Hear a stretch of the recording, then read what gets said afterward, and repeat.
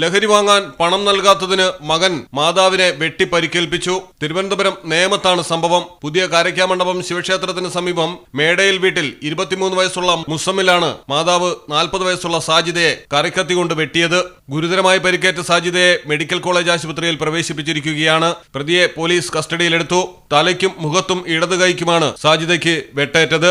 സംഭവ സമയം വീട്ടിൽ ഇരുവർ മാത്രമേ ഉള്ളായിരുന്നു. നിലവിളി കേട്ടോടിയെത്തിയ നാട്ടുകാരാണ് നേമം പോലീസിൽ വിവരമറിയിച്ചത്. തുടർന്ന് സാജിദയെ മെഡിക്കൽ കോളേജ് ആശുപത്രിയിൽ പ്രവേശിപ്പിച്ച് മുസമ്മലിനെ കസ്റ്റഡിയിലെടുക്കുകയായിരുന്നു. മലയാളം ടെലിവിഷൻ, തിരുവനന്തപുരം.